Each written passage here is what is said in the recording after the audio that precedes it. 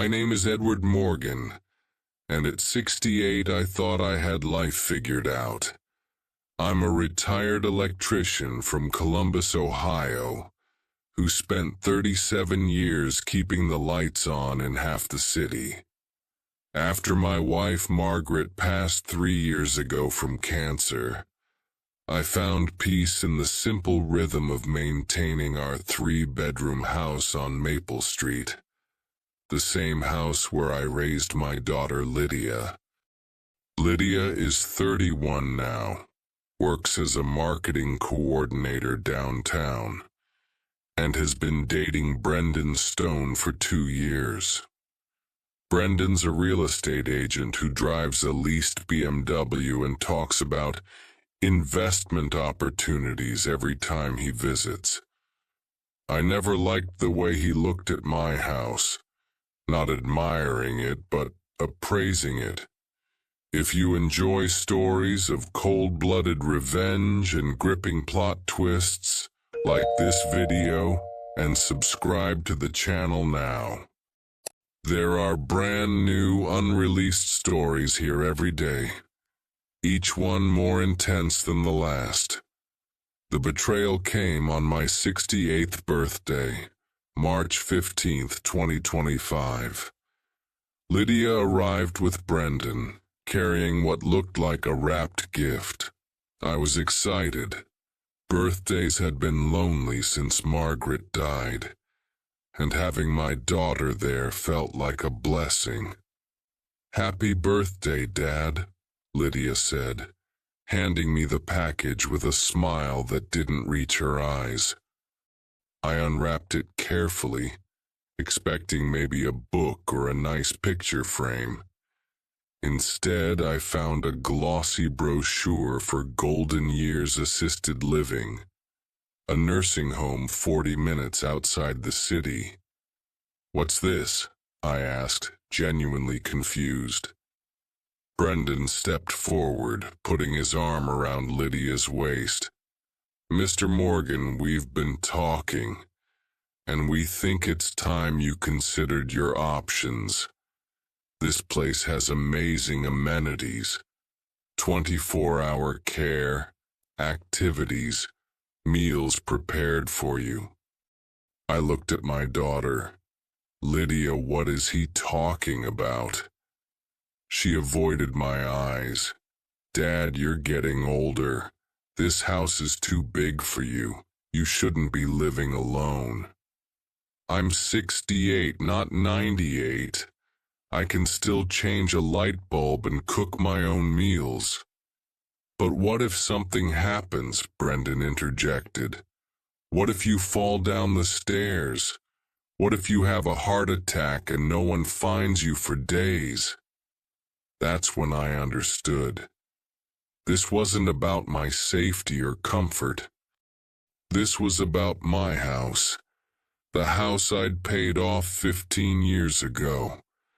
The house worth $300,000 in today's Columbus market.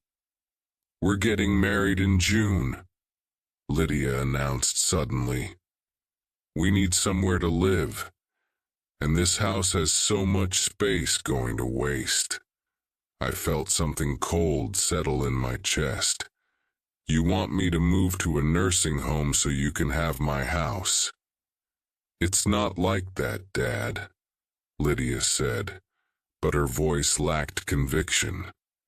"Then what is it like?" Brendan's mask slipped slightly.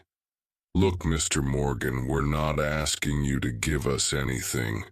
We'll pay the mortgage if there was one, take care of the property taxes, maintenance. You'd be free from all that responsibility.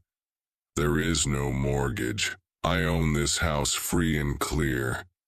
The silence that followed told me everything I needed to know. I set the brochure on my coffee table and looked at my daughter. Really looked at her. "Get out." "Dad, please, get out of my house, both of you." They left, but Brendan turned back at the door. "You're being stubborn, old man. This could have been easy." I watched them drive away in his BMW, and I made a decision. If they wanted to play games, I'd play. But I'd play to win.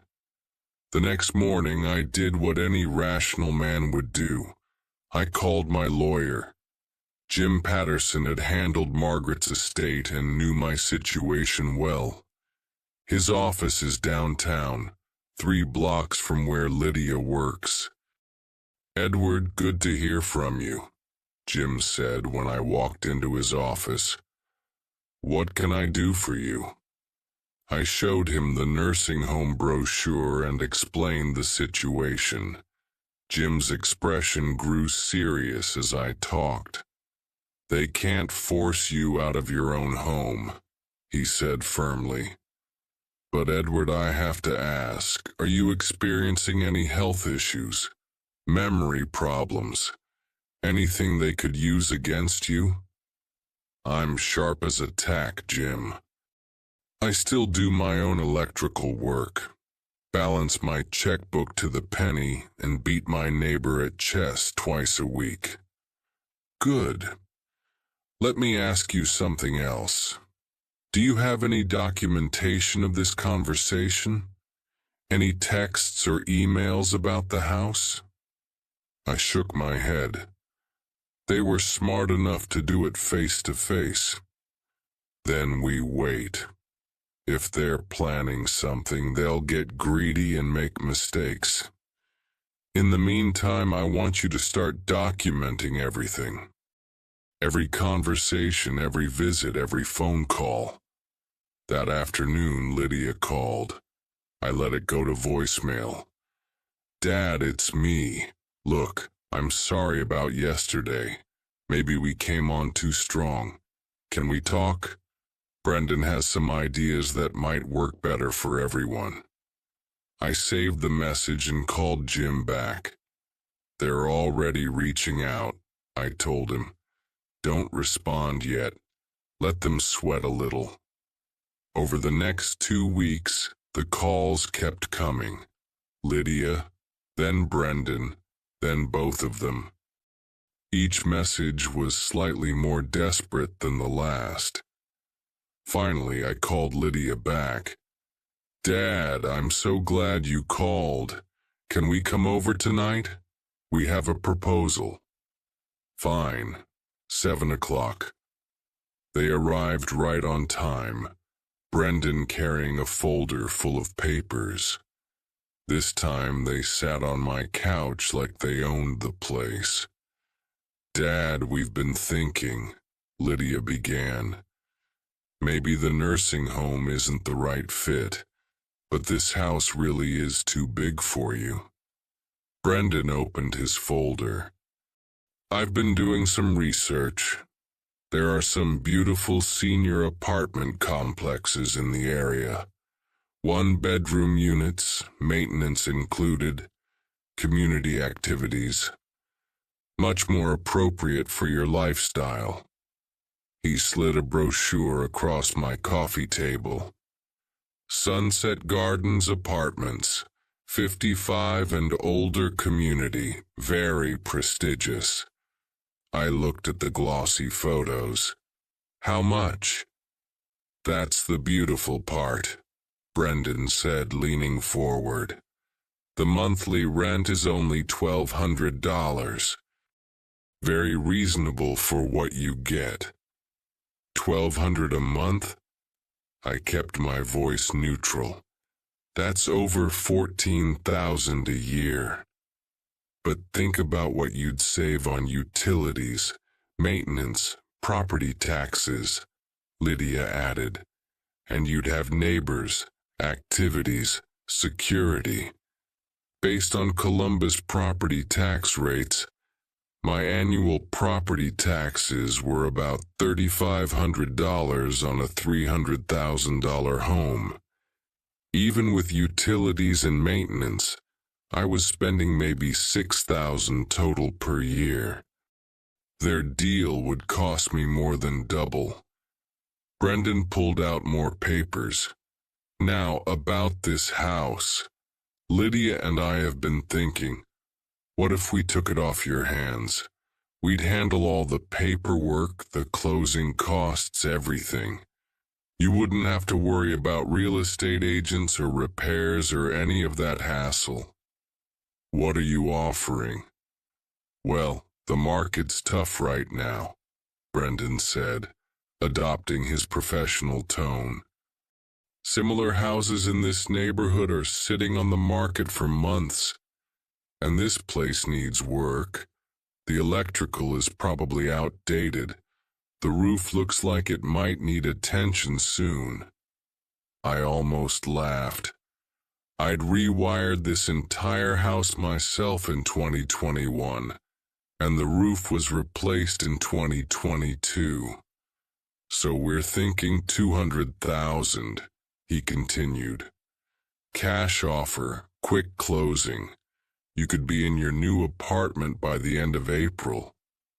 200,000. For a house worth 300,000 minimum in today's Columbus market. That's generous, I said calmly. Let me think about it. Lydia's face lit up. Really? You'll consider it? I said I'd think about it. Give me a few days. After they left, I called Jim immediately. They just offered me $200,000 for a $300,000 house, I told him. Elder financial abuse, Jim said without hesitation. Edward, they're trying to defraud you. This isn't just greed anymore. This is criminal. What do I do? First, call Detective Sarah Martinez at Columbus PD. I work with her on elder fraud cases. Second, I want you to agree to their offer. What? Agree to it, but tell them you need everything in writing first. Every promise, every detail. Once they put their fraud on paper, we'll have them. The next day, I called Lydia. I've thought about your offer. I'm interested, but I want everything documented properly. Dad, that's wonderful. Her excitement was almost pathetic.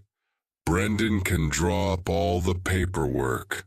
No, I want my own lawyer to review everything first. Standard procedure. There was a pause. Of course, Dad. Whatever makes you comfortable. Good. And one more thing, Lydia. Yes? I assume I'm still invited to your wedding in June. Another pause, longer this time. Dad, about that, we've decided to keep it small. Just immediate family and close friends. I am immediate family. You know what I mean. It's going to be intimate. Just the people who've really supported our relationship. The message was clear. Support their theft of my house, or lose my place at my own daughter's wedding. I understand perfectly, I said. And I did. The game was almost over, and they had no idea they were about to lose everything. Detective Martinez was a no-nonsense woman in her 40s who'd seen every kind of family scam imaginable. When I showed up at her office with Jim, she listened to my story without interrupting. Mr. Morgan, how long has your daughter been with this Brendan character? She asked. 2 years. But the pressure to sell only started after they got engaged last Christmas. She nodded. Classic pattern. The boyfriend identifies the asset, your house, then manipulates the family member to help him get it. We see this all the time. She leaned forward. The nursing home brochure as a birthday gift is particularly cruel. Shows premeditation. What do we do now? Jim asked. We let them hang themselves. Mr. Morgan, I want you to wear a wire to your next meeting with them. If they put their offer in writing and we get them on tape discussing the fraud, we'll have enough for charges. 3 days later, Brendan called. Mr. Morgan, I've got all the paperwork ready. Can we come over tonight to go through everything? Perfect timing, I said. That evening, I sat in my living room with a recording device taped to my chest, feeling like I was in some cop show. But this was real, and these were people trying to steal my life's work. They arrived with a briefcase full of documents.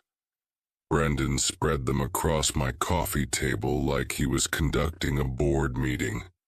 Okay, Mr. Morgan, everything's here. Purchase agreement, closing documents, even a lease application for Sunset Gardens. He smiled that practice smile. I took the liberty of putting you on their waiting list. I picked up the purchase agreement. $200,000 for a house I knew was worth at least $300,000. This seems low for today's market. Dad, you have to trust Brendan, Lydia interjected. He knows real estate. The market's really soft right now, and this house needs a lot of work. What kind of work? Brendan pulled out his phone and started scrolling. Well, I noticed the electrical panel in your basement is pretty old. Probably not up to current code. That's easily $40,000 in updates. And the kitchen hasn't been renovated since the 90s. Another $40,000 minimum. I'd installed that electrical panel myself in 2021, following every code requirement. The kitchen had been updated in 2020 after Margaret got sick. Plus, property taxes keep going up in this neighborhood, he continued. Your annual taxes are what, $3,500? At Sunset Gardens, you won't have any property taxes to worry about. Just $1,200 a month in rent, I said, which includes everything. Utilities, cable, internet maintenance. It's actually a bargain. I did the math quickly. 1,200 times 12 was $14,400 per year. 4 times my current property taxes, and nearly double my total housing costs. This all looks good, I said, signing the papers. When do we close? I've scheduled it for April 28th, Brendan said. That gives you time to pack and get settled at Sunset Gardens. Your move-in date is May 10th. Lydia squeezed my hand. Dad, you're making the right choice. You're going to love it there. I'm sure I will. By the way, have you set a date for the wedding? They exchanged a look. June 7th, Lydia said quietly. A month after I move. Perfect timing. Dad, about the wedding. Lydia started. Let me guess. Still not invited? Brendan cleared his throat.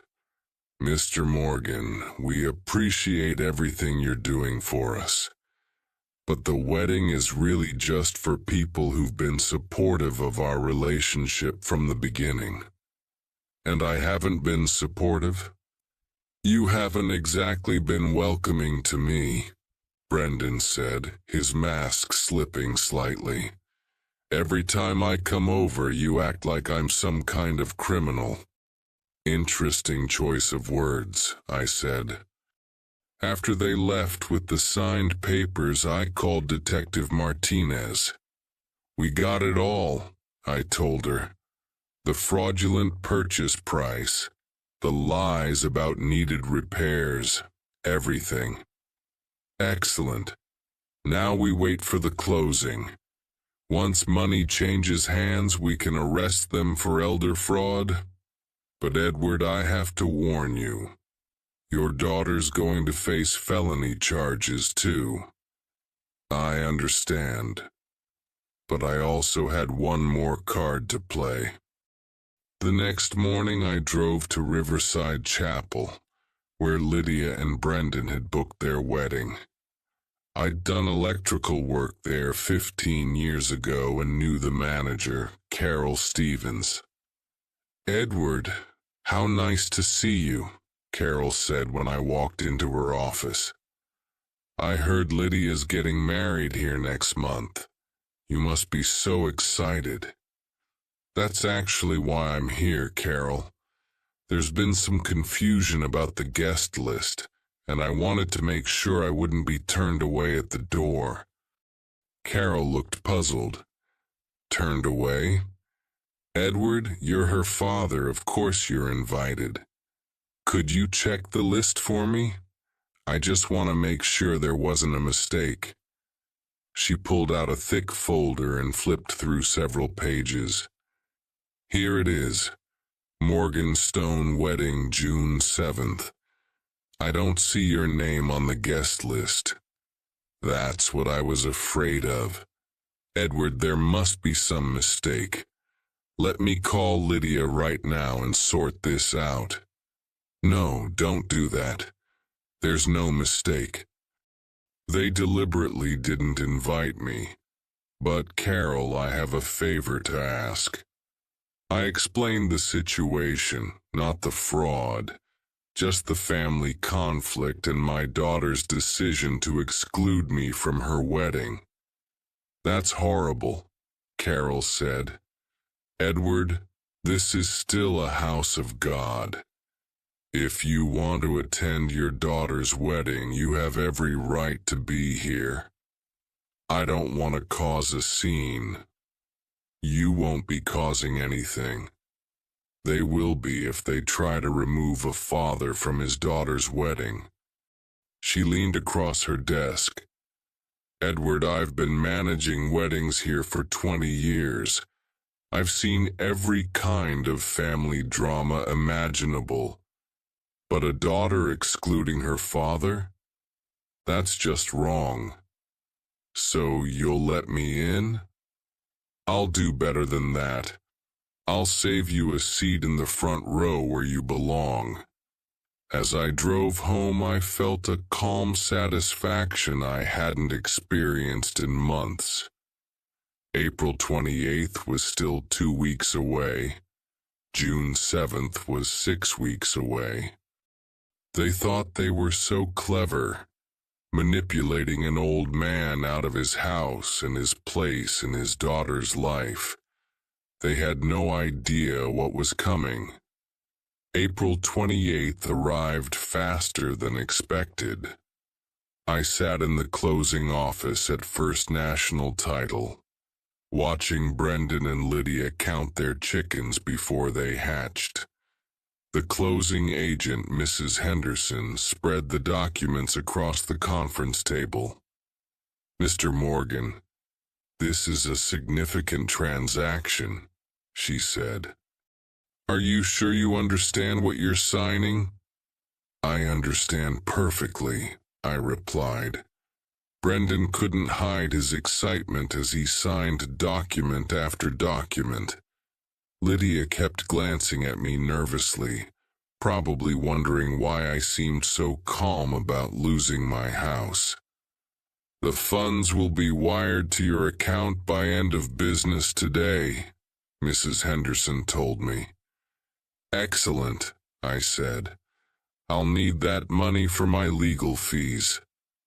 "Legal fees?" Lydia asked. "Oh yes. Did I forget to mention? Detective Martinez will be contacting you both shortly." The color drained from Brendan's face. "What are you talking about?"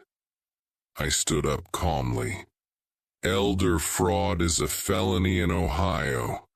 Conspiring to defraud someone out of their property through false claims and manipulation carries a sentence of up to 8 years in prison.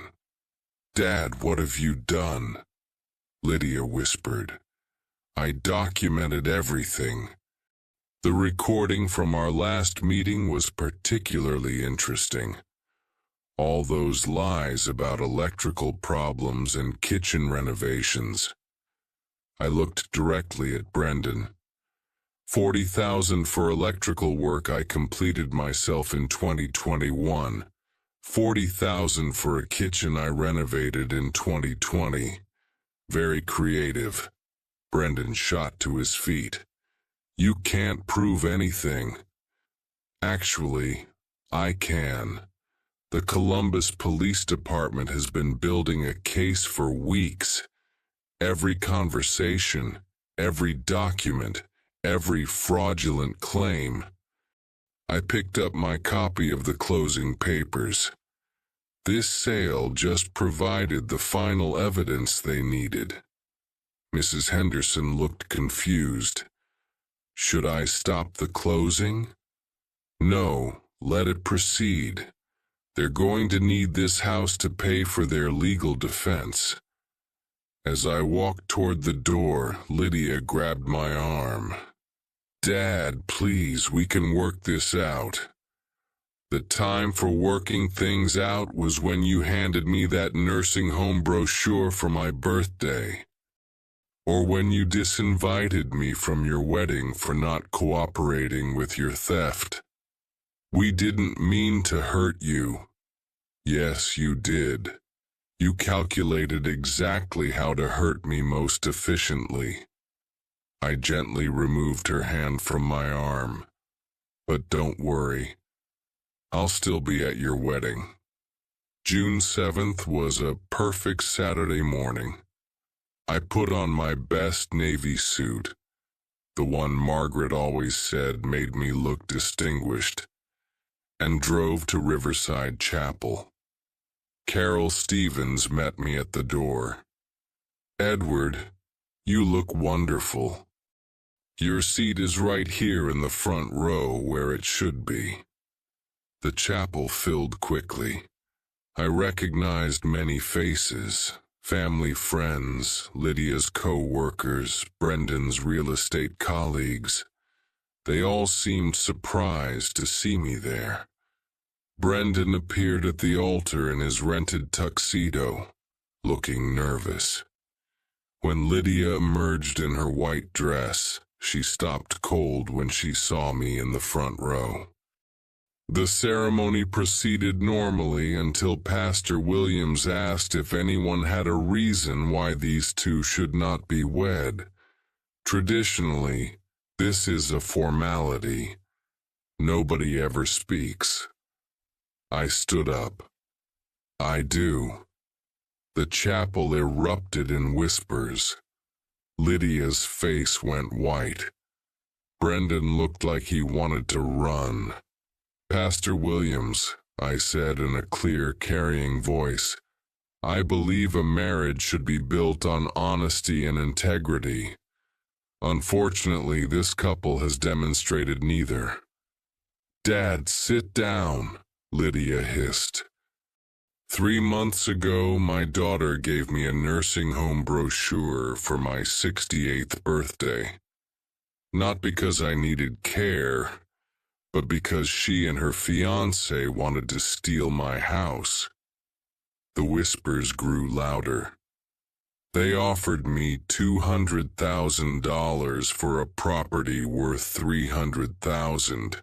Claiming it needed $80,000 in repairs I had already completed myself. That's enough, Brendan shouted. When I wouldn't cooperate with their fraud, they disinvited me from this wedding. They told me it was only for people who had been supportive of their relationship.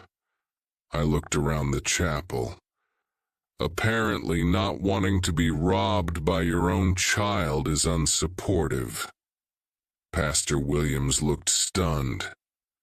Mr. Morgan, perhaps we should discuss this privately. Oh, it's very public now, Pastor. You see, elder fraud is a serious crime. The Columbus Police Department has been investigating this case for 2 months. Both Brendan and my daughter are facing felony charges. Several guests pulled out their phones. Others started whispering more urgently. The irony is beautiful, I continued. They wanted my house so badly that they committed multiple felonies to get it. Now they'll need to sell it to pay for their legal defense. Brendan finally snapped. You vindictive old bastard.